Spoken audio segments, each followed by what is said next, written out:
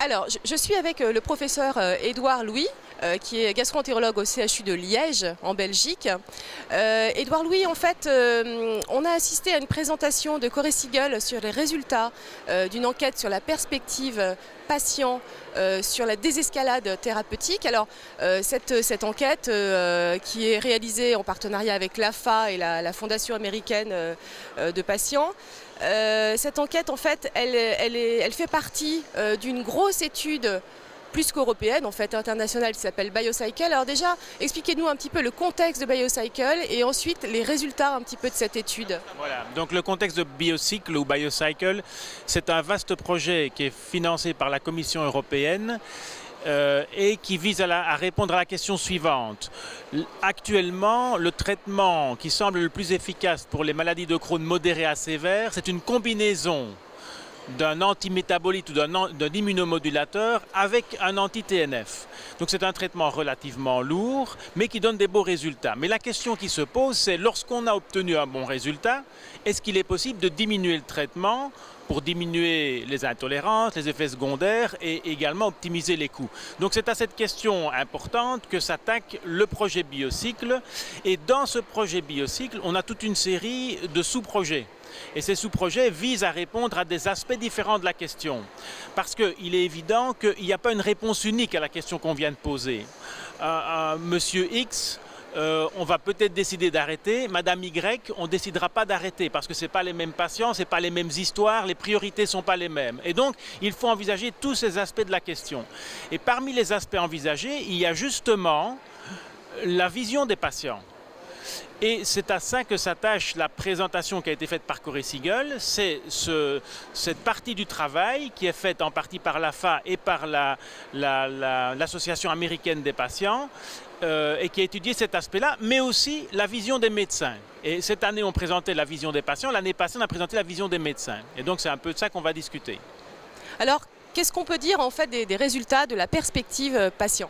Alors, il y a quelques gros enseignements. Le premier enseignement important, c'est que quand même, plus de la moitié des patients ont plus peur de leur maladie que des traitements. Donc ça, c'est un enseignement quand même important parce que c'est plutôt positif, parce que c'est la réalité. La maladie cause plus de dégâts que les traitements. Et on retrouve ça, donc aussi bien aux États-Unis qu'en France, plus de la moitié des patients, ils sont plus inquiets de leur maladie que des traitements. Et donc, ils vont avoir quand même tendance à traiter leur maladie. Deuxième élément important qu'on retrouve sur les deux continents, c'est que lorsqu'il faut arrêter un traitement, les patients préfèrent arrêter l'immunomodulateur que le biologique. Alors, ce qui est intéressant, c'est quand on se demande pourquoi, eh bien, on va regarder, parce qu'on a des questions là-dessus, comment les patients voient ces deux types de traitements. Et en fait, les patients ont aussi peur des biologiques que des immunomodulateurs, par exemple en termes de cancer, ce qui n'est peut-être pas le reflet de la réalité, parce que les immunomodulateurs sont probablement plus à risque de cancer. Mais les patients voient ça de la même façon. Alors pourquoi préfèrent-ils arrêter l'immunomodulateur? C'est plutôt probablement en raison de l'efficacité perçue, qui est inférieure pour les immunomodulateurs et plus importante pour les biologiques. Donc ça, ce sont deux choses qu'on retrouve sur les deux continents. Alors après, il y a des différences. Et par exemple, parmi les différences, il y a le fait que les patients français sont plus prêts à essayer d'arrêter un traitement, ou plus demandeurs d'essayer d'arrêter un traitement que les patients américains. On retrouve assez souvent chez les patients américains la notion, si ça marche, il faut surtout toucher à rien, c'est très bien comme ça. Et on trouve chez les patients français plus souvent la notion, essayons quand même de voir si j'en ai encore besoin, est-ce qu'il n'y a pas moyen, etc.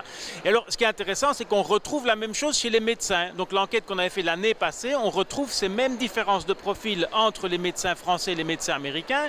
Alors, pourquoi on retrouve cette similitude? Est-ce que ce sont les patients qui influencent les médecins? Est-ce que ce sont les médecins qui influencent les patients? Ou est-ce que c'est un contexte socio-psychologique qui est différent en France et aux États-Unis? Il y a probablement des trois, mais on retrouve effectivement ces différences.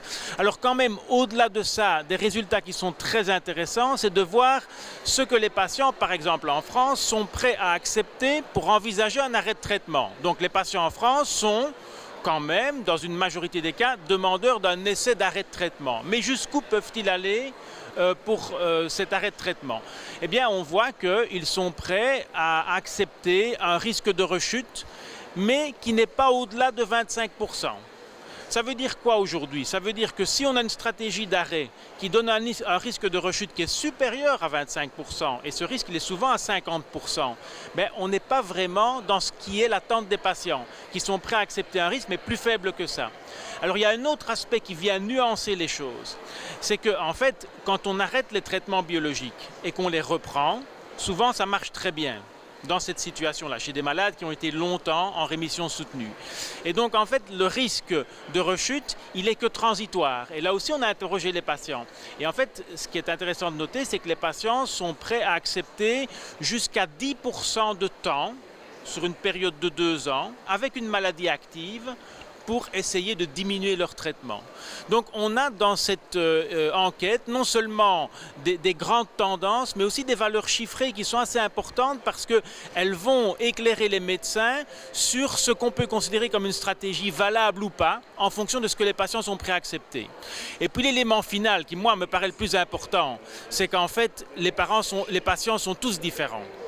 Et qu'en fait, il faut que le médecin interroge et capture quelle est la priorité du patient, de chaque patient individuel, parce que la stratégie qui devrait être mise en place devra tenir compte de la priorité et de la préférence des patients qui ne sont pas les mêmes d'un patient à l'autre.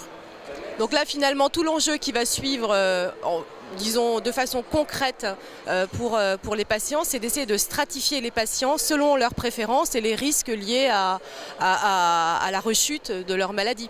Exactement, et c'est l'ambition de Biocide qui est assez haute comme ambition. On espère qu'on y arrivera, mais c'est de créer un réel modèle qui tienne compte des paramètres cliniques et biologiques, mais aussi individuels des patients, voire même des paramètres du système de soins de santé, parce que les remboursements ne sont pas les mêmes partout, pour proposer dans chacune de ces situations la stratégie de désescalade la plus adaptée. Et je dirais, dans une situation A, on va peut-être décider d'arrêter. Dans une situation B, on ne décidera pas d'arrêter, alors que la clinique est presque la même, mais le point de vue des patients est différent, par exemple. Et donc c'est vers ça qu'on voudrait aller. C'est très clair. Merci beaucoup, Édouard Louis. Voilà, plaisir.